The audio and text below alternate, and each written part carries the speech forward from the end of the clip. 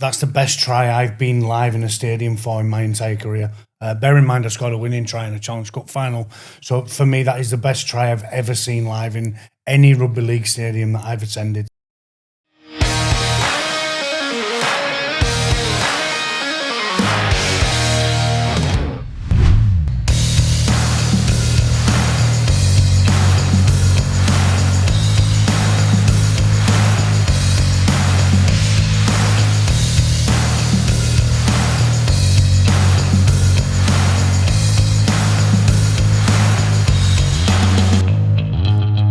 Well, hello everybody and welcome back to the latest episode here at Bat 10. I'm your host, Amor, and I will be joined by Matt Shaw, the game's leading journalist, as we are every week. And what a weekend it was that's just gone by. The playoffs well and truly underway.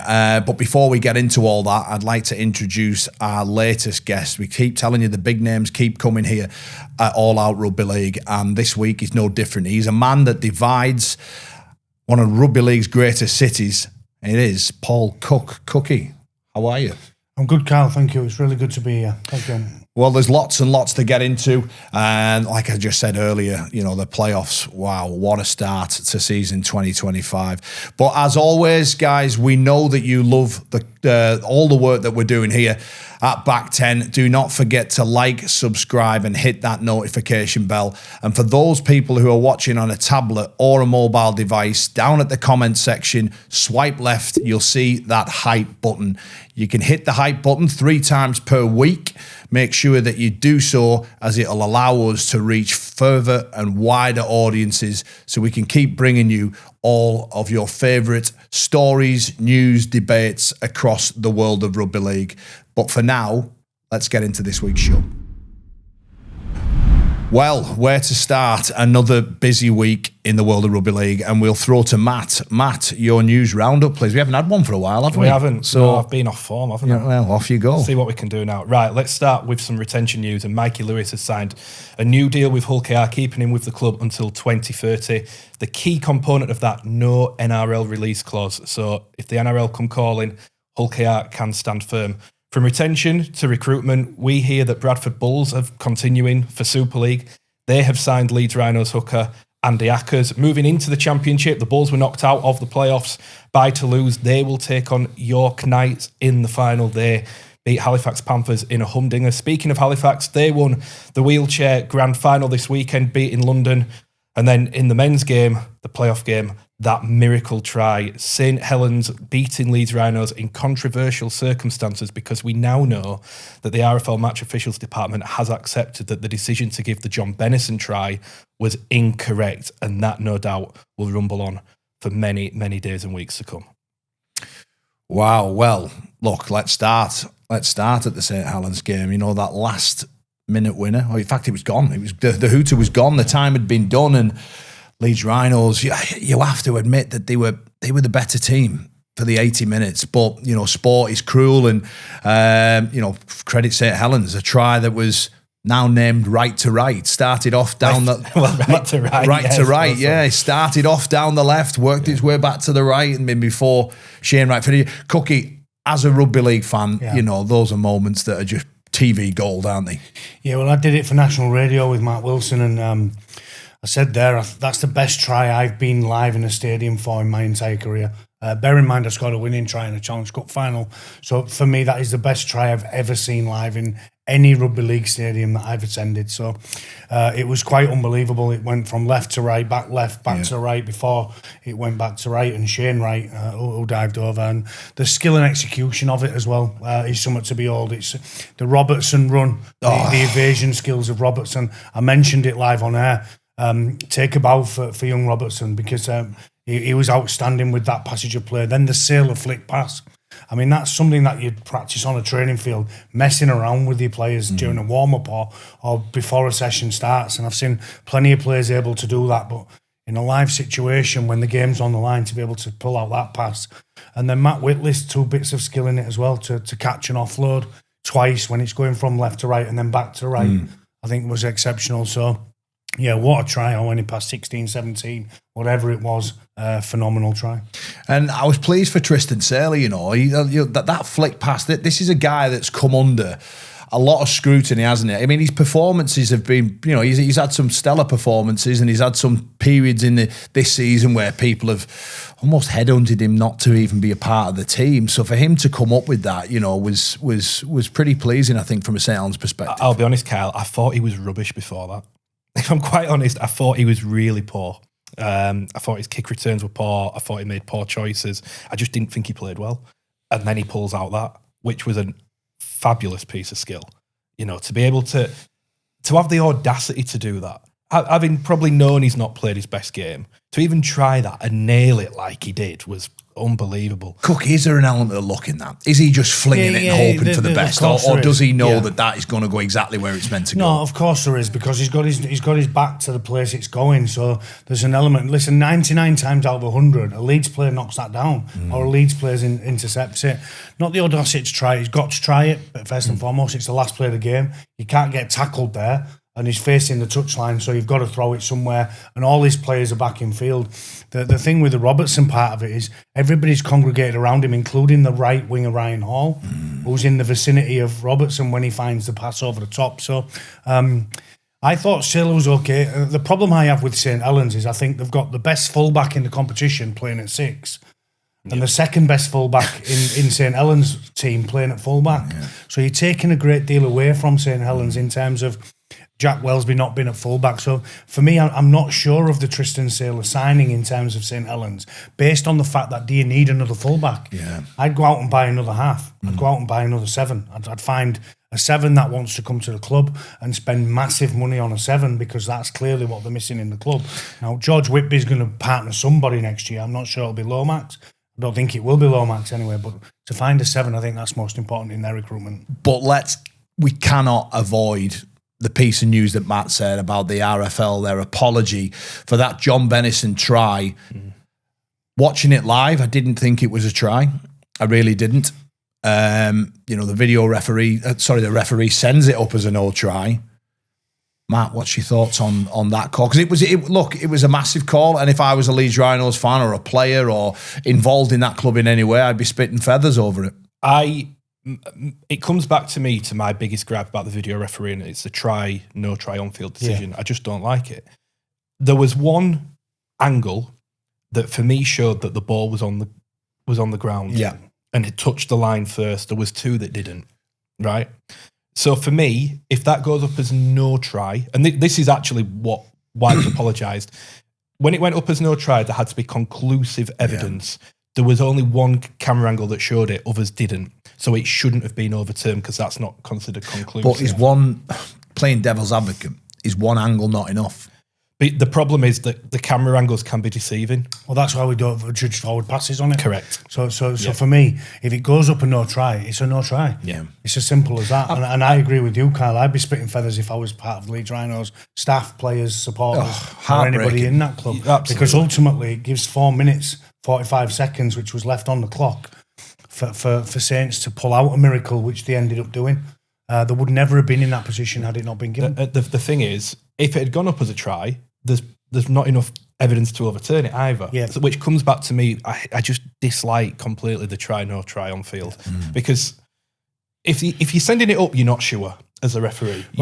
So playing devil's advocate again, if it goes up and it's you make the decision on try or no try, it would have been given. Yeah. Because there was one angle that showed it, and 2 that showed it was. My take on video referee has always been, you send it up and you always go with the attackers. So if you're uncertain, it's inconclusive, you go with the attacking team. You're consistent throughout then. So ironically, saying all of that, it would have been given a try. Under that format, yes. Rules, yeah. But under the format we played under, it shouldn't have been given. Well, then the RFL wouldn't have had to send an apology either. Well, the fact that they've sent an apology means that the powers that be, they think that they've got it wrong. Yeah.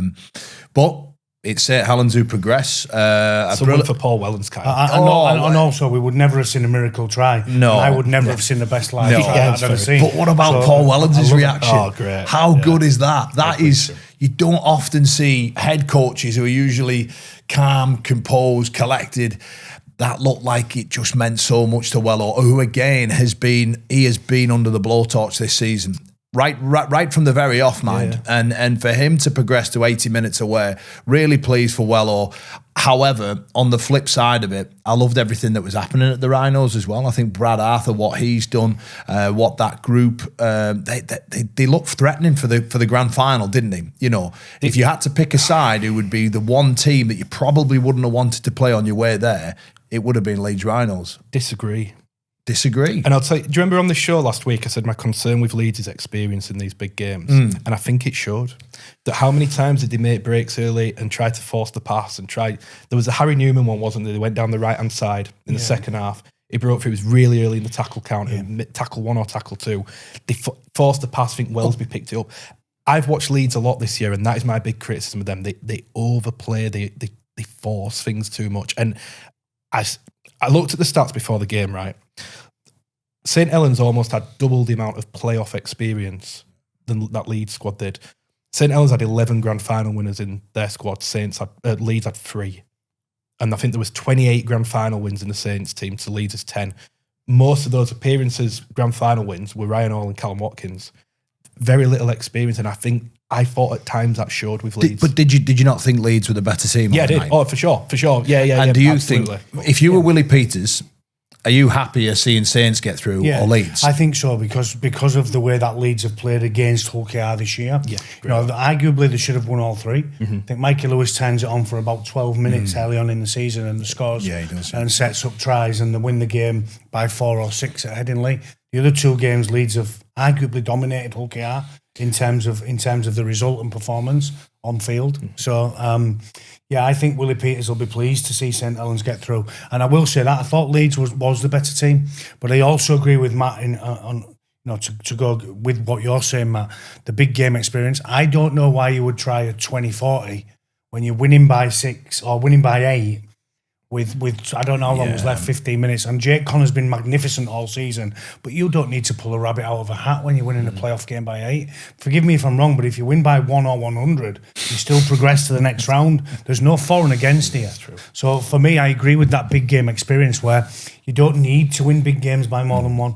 It's a playoff game. You don't need to make a 20-40 just because you're under the pump. You need to kick the ball long. Had he kicked it long, by the way, the defending inside the Saints half and Saints are never going to go 80 metres on them. Yeah. So that's where I agree with you in terms of big game experience. But butterfly effect could be massive. Just going back to Paul Wellens, does he now stay in the job? Does that win? Does the decision to give the Benison try, the miracle try, the result, get him a contract extension? Maybe, but look, we'll dive into that in our prediction show, which will come out later in the week. Make sure that you guys tune into that one as well. Plenty to talk about. Talking about big game experience, right? And talking about big games. Well, there was a big game, wasn't there, in the championship there, and we now know who the grand final are. Toulouse finding a way back from 16-0 down to win that game and progress through. It would be Toulouse against York. Cookie, obviously you've spent all this season in the championship. Yeah. Do you want to give us a bit of a quick wrap around everything that's been going on? Well, I think they're the best 2 teams first and foremost. They've been the most consistent teams. They're the top 2 teams. I thought Bradford were unlucky in certain times. I thought some of the early. I watched the game yesterday, Toulouse and Bradford. I thought some of the decisions was questionable against Toulouse. Whether there's that conspiracy theory of they don't want them in the Super League. There's a massive chance that they won't be in Super League. But them 2 have been the best 2 teams in the competition. York have gone now, I think, 20 games or so unbeaten. Yeah. That's phenomenal. I think the last team to beat them was us on Good Friday at Featherstone. So, they've had a massive season. Toulouse are the second best team in the competition. Bradford have arguably been the most consistent in third as well. So it's been a fabulous championship competition. And arguably there's lots of players in the championship, and I talk about this a lot. There's lots of players in the championship that could make the move to Super League, but they have great jobs outside of the game, which it wouldn't financially make sense for them to become a full-time, part-time member of a squad where they're only playing sporadically in games at Super League level when they can play constant rugby league and have a good job in the championship. Yeah, no, absolutely. Just thinking ahead about this game, Toulouse and York. If Toulouse were to win it, if Toulouse were to get over the top of that dominant York team, what would that mean, Matt, for the whole turning into 14 Super League? I mean, how could a team win the grand final? If they did, by the way, how could they win the grand final and then not be a part of the... In any other sport, that seems ludicrous. It's fascinating. And you know what? Don't completely have the answer. What I do think Bradford are in. I think Bradford are in the 12. I think they'll finish 12. And then it's 3 clubs, isn't it? 3 going to 2 for 13, 14, York, London, Toulouse. There is a lot of people who think Toulouse will be burnt, stung. And I wouldn't be shocked. Because I thought it would be York, Toulouse. I didn't think London would get in. Then Darren Lockyer comes in. It's very hard to see them not getting in. I feel like I'm being non-committal here, which is very much not my style. Which, if you had to err on a side of percentage-wise, if you said Toulouse win the grand final, what percentage chance have they got of getting in then? And if they don't win the grand final, what percentage chance have they got of getting in? I think materialistically, it probably doesn't make much change because they'll finish above London on the IMG scores anyway. Toulouse were 13th. London won't catch them up. So if they go purely on IMG scores, it'll be York and Toulouse. If Toulouse win it, I don't think it really makes a shame. And this is where I have an issue with the system that we're employing now, is that we're using a 12-team IMG system to go into the Super League. And then we're saying them IMG scores don't matter anymore because it's going to be down to 12 owners of clubs or 12 people to vote the next 2 teams in. And ironically, the team that we're all talking about is London, who finished way below anybody else. They didn't even finish in the championship playoffs, who could be allowed in because of somebody who was financially backing them. Do you think, playing devil's advocate a little bit, do you think the fact that Lockyer and that group has now committed, and they've already announced Jason Demetriou, and they've said, and they said on our show, if we're in the championship, so be it. Do you think that might actually, when they do the panel, go, actually, we can probably afford to leave London in the championship? They possibly can, but then who goes up? Then it's definitely Toulouse and York. That's what I'm saying. I think Toulouse have probably got a bigger chance than most people do. Okay, but you say that, right? So you say that London stay. How do they then get in? Well, because if there's 14 teams locked in, what, are we going to go 15, 16, 18? I think you will find that promotion and relegation will be back soon.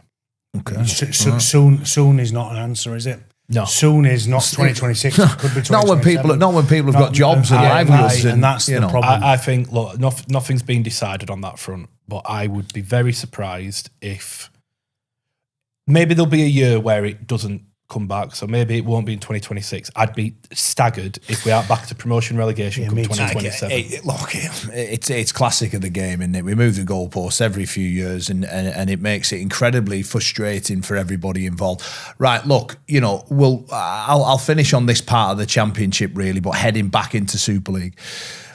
3 of the top 6 were down in the championship not too long ago. Hull KR, Leigh, Wakefield. Yeah. So there is a blueprint there for those clubs to have an appetite for success if they get it right and if they have backing and all the other things that come with it. But there is a blueprint there to make not only teams get into the Super League, but challenge for it. Half agree. There is a blueprint, but the key word is backing. And you need a lot of backing. Look, I think I'm fed up of everyone talking about league structure. It's just something I'm bored of. And I'll tell you why. If we go back to conventional promotion relegation, if you are going to go up and stay up and be good, like Leigh, like Hull KR, like Wakefield, what do you need? You need a load of money. You need a load of money to build a great squad, do everything, go up. Is that not the same in any sport, though? Hear me out. IMG grading, right? What we've got now. If you want to get up and go up and be good, what do you need? You need to put a load of money into your facilities. You need to put a load of money into your squad to do well and on field. The common denominator, Kyle, is no matter what league structure we have, you need money. Yeah. So if we go back to promotion relegation with a 14-team comp, right, and then we go back to promotion relegation, the likelihood of having clubs who are going to come up with big money is smaller because we don't have that many money men in the game. If we put up now, right, York, London and... York to lose Bradford and London stay down. We go back to promotion relegation. London will come up because they've got all the money, right? And they could probably go up. if it wasn't London, who would come up? Who's got money after that? Oldham. Then you have to find somebody with money. That's the problem, isn't it? I just think we're overthinking the whole thing. That the issue is money, not the league structure. And the three clubs you mentioned are great examples of yes, it can be done, but for a club like I'll talk Halifax because Halifax is my club, right? If Halifax managed to get up, they'd come straight back down. They don't have the money. They don't have they don't have everything in place to come up. And the only way you get it is money. But then we say about money, it's a salary cap sport where everybody can only spend the same amount. So how can they not have a chance if they spend the same amount as everybody else? My argument is they wouldn't be able to spend that amount of money. Well, because they haven't got the money. Yeah. Fair enough. Well, look, I'm going to try and sprinkle a little bit of magic dust on this conversation. Look, I think it's really positive for the game that three clubs that have spent time in the Championship are now now up there. Two of them will lock horns in the semi-finals, won't they? Leigh will play Wigan and Hull KR will play Saints.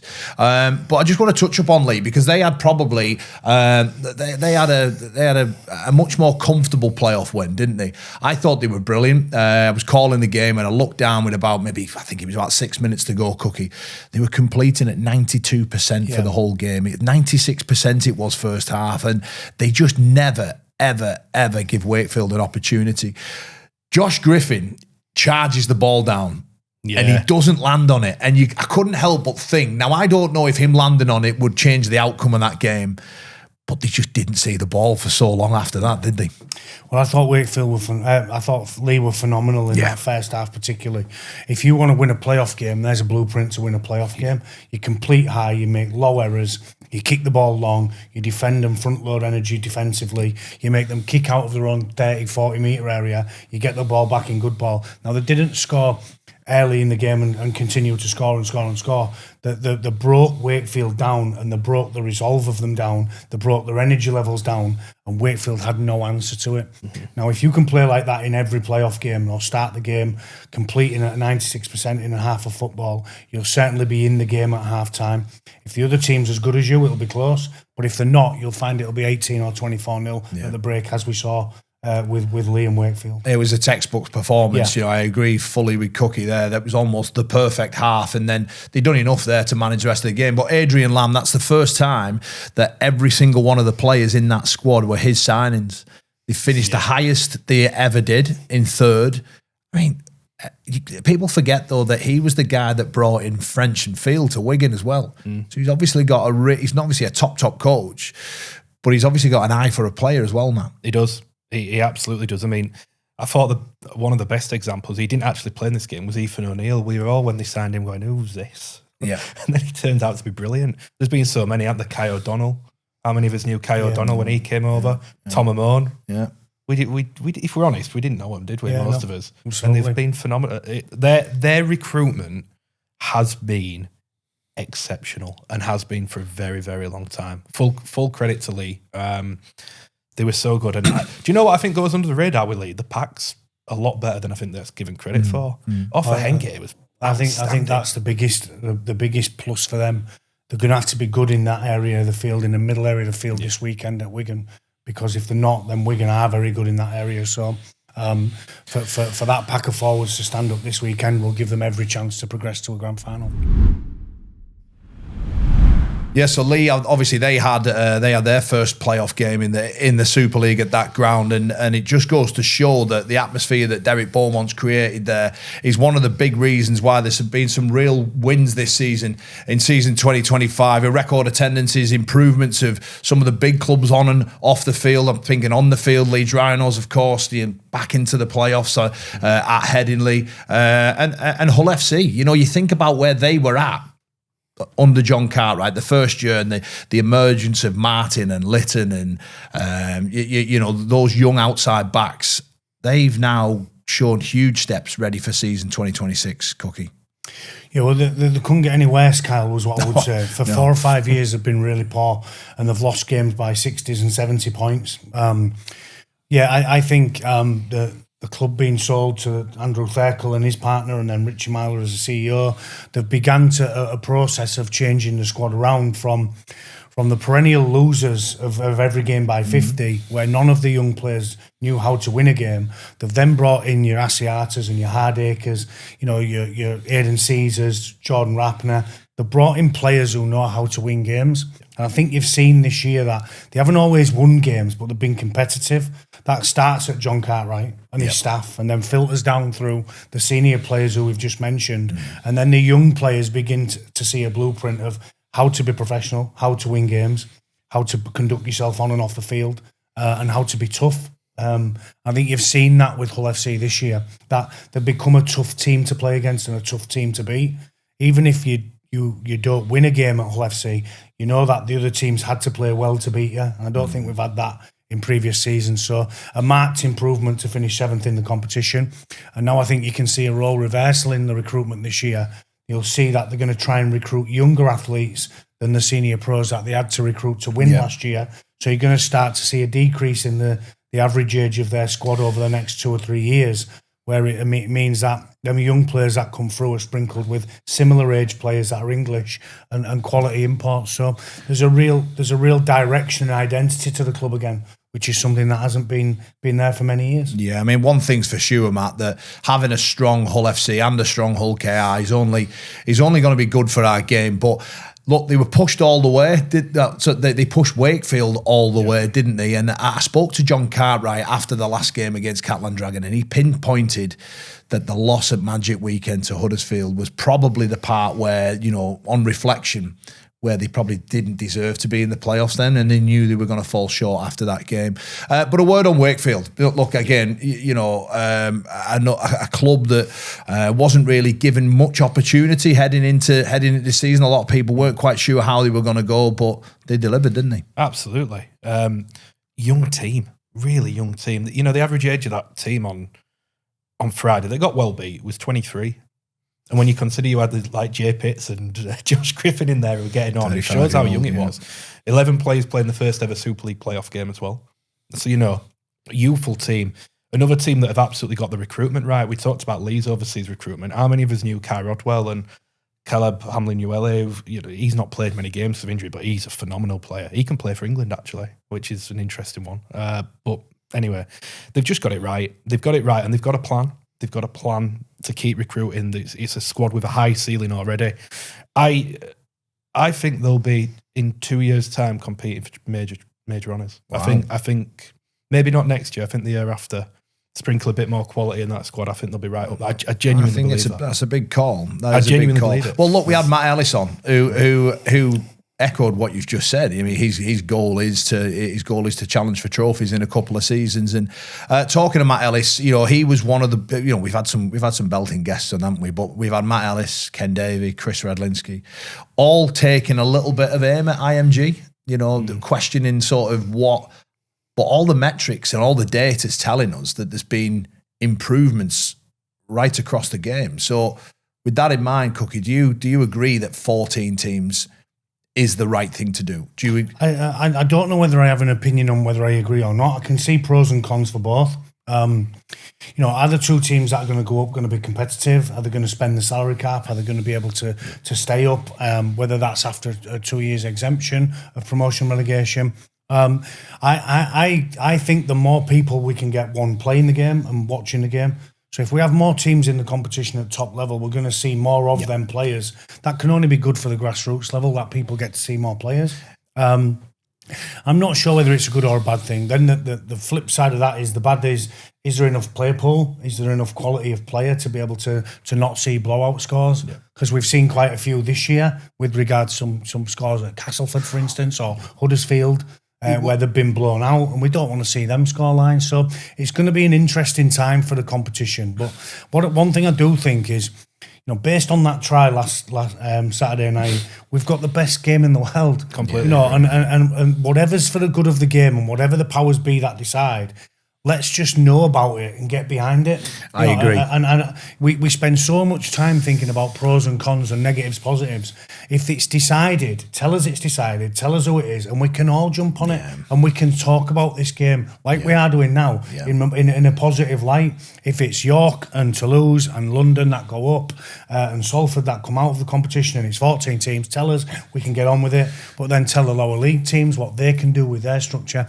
I just think the game doesn't help itself when it doesn't lend to giving answers to everybody. It's not just a game for the top level, it's a game for everybody. So the sooner we know what's happening, the sooner the better. Because however many teams are in the competition, they're in there, and we're going to see some great skill from some of the players in the lower leagues, like the lower league teams of the competition at Super League level, the mid-tables, the high tables. What we've just seen on Friday and Saturday night this weekend in playoffs, we want to see more of, and we want to talk about more of that. Yeah, definitely. I mean, look, obviously, we'll find out in the coming weeks which of those teams go up. My only concern with that is do they have enough time to build a squad? Is there enough players out there? Of course, they've increased the quota places. Are we going to get, more of those New South Wales, Queensland Cup players coming over? Who knows? But I agree with you entirely, Cookie. If we've got more teams playing, there was an eyebrow raised when Sky were going to show every single game that perhaps attendances would drop because people would rather stay at home.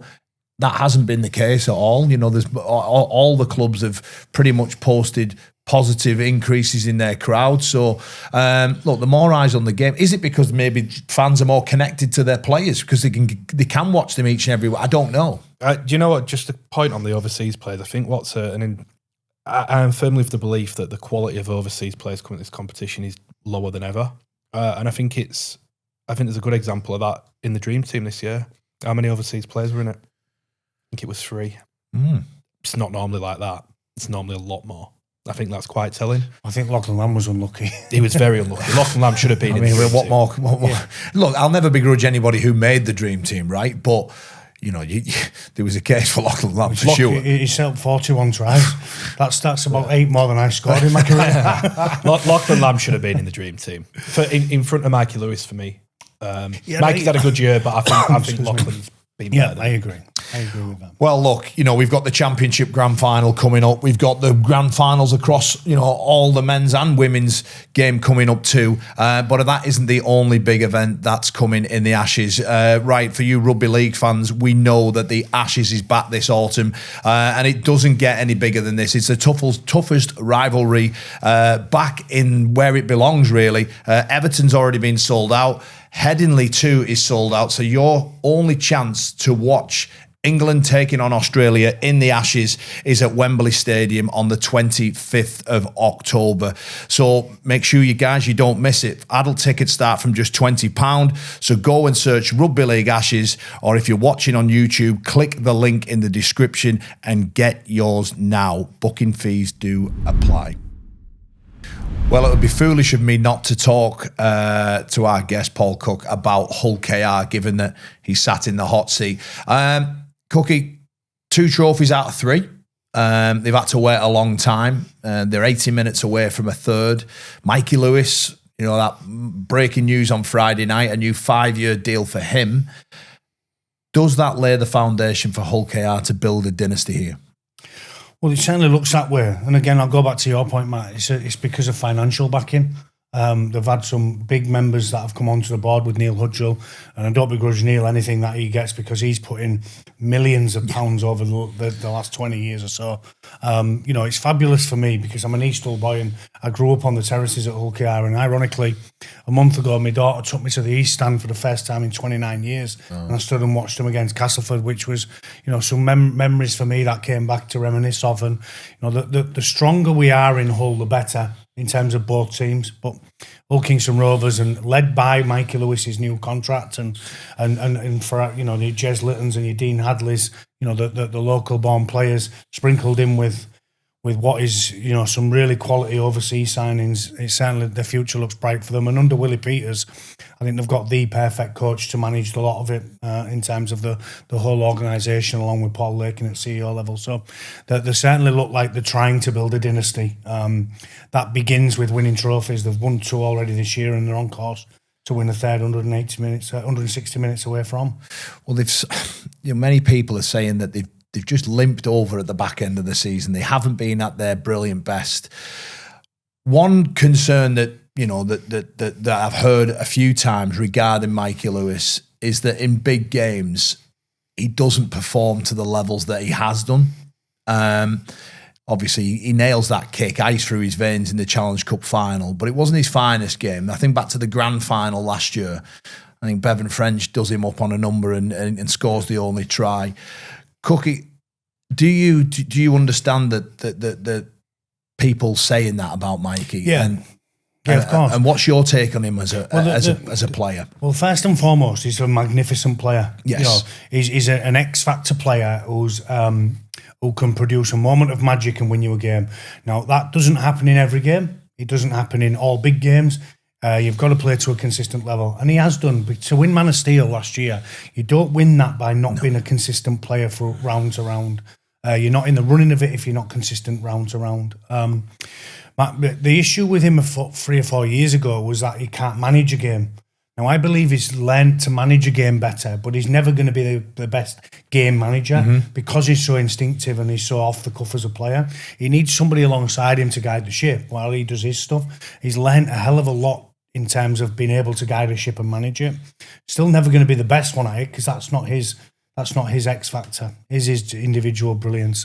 The other difficulty he's got is being in Hull is such a difficult place to live as a rugby league player. And when life's chaotic, your life personally, and I can understand this personally, if you don't get your balance right in terms of your off-field activities and life and your on-field performances, it can spiral out of control. So Mike is forever in the press with whether that's family problem or whether that's his dad, what the social media posts from his father, whether that's his relationship statuses. It's constantly talked about, and that's not easy to manage as a young man. Now, you bear in mind he's still in his mid-20s or early 20s. Yeah. That's not easy to dictate and navigate in your own mind, because when you're a big player or a big person around a town in Hull, everybody's looking to knock you down. Particularly the opposite side of the city in the black and white. So we're looking for any excuse. If you do a tiny little thing wrong off the field, it will be social. And I didn't live in an era when it was social media. So God help what it would have been like for me if there was social media. So I understand what Mikey's pressures are. And it's not easy for him to navigate. But what a player. He's a player that I would pay to go and watch, and I don't have to pay to go watch rugby league. But there's few players in competitions and teams that you would gladly go apart with your money to watch, and Mike is one of them. Cookie, can you try and put into words that you've described it to me before as the Hull fishbowl? Yeah, the goldfish bowl. Yeah. Can you try and put into words how hard your experiences were while you were a player, trying to live in that with everything that Mikey probably goes through now? Just how fierce, how relentless is it? Well, it is. It's completely relentless, and majority of stories are untrue, by the way. But the majority of them, there's no smoke without fire either, so it's difficult. So I'll go back to a story. My mum was alive at the time, and she got stopped by somebody. She used to go to bingo religiously. Your Paul was in a state in the town centre at the weekend. He looked like slumped up against a wall, drunk. I was in the Dominican Republic. There was no chance it could have been me. No. And that's a story that's not true. But there's also other stories that are true. And trying to navigate your way through life as an early boy in your 20s on mega amounts of money, I will say, much more than I was ever earning in the town. You've got enough money to be able to go out and do what you want, spend what you want on whatever you want to spend it on. You've got your family, you've got a child to bring up. He's got so many pressures outside of the game of rugby league, and then you fuel that to, all the abuse he gets on the field from rival fans, particularly the black and white side. It's not easy to navigate inside your own head. Some of the stuff he'll feel hard done to by. Some of the stuff he'll learn to accept. The older you get, you was the problem. The older I got, it was never anyone else's fault, but it is your fault. You've got to take accountability and responsibility. So it's a really difficult place to navigate your rugby league career when you're so good at rugby league, which Mikey is. So, I feel for the kid at times. I really do. He's certainly a talent, look, no doubt about it. The current man of steel, he's right up there with two trophies in the bag, maybe a third to be added to Hull KR. Just before we go, I just want to quickly ask you, you've lived it and breathed it. You've wore the shirt, you've wore the abuse, you've welcomed the praise. If you could say one piece of advice to Mikey Lewis, he's got a 5-year deal now. Not that I think he will just sit back and get comfortable. But what would you say to Mikey Lewis for the rest of his next 5 years? Work even harder to be the best you can be, because when you look back and say, if I'd have done this or if I'd have not, he's got to get to a point now where he's got to get everything out of his rugby league career. He is exceptional, but he can be better. And I think he's got a coach who'll drive him to be better. And I think he's got self-drive inside himself. I'd say be humble and work as hard as you can to be the best you can. Because looking back and saying, I should have done this and should have done that, that's not an easy place to live. Well, wise words there from Paul Cooke. Look, this week 4 will become 2, and then 2 will become 1. Obviously, Cookie will hope that it's his side that are lifting the trophy come October the 11th at Old Trafford. But for now, have a great week. And myself, Matt and Cookie, see you all soon.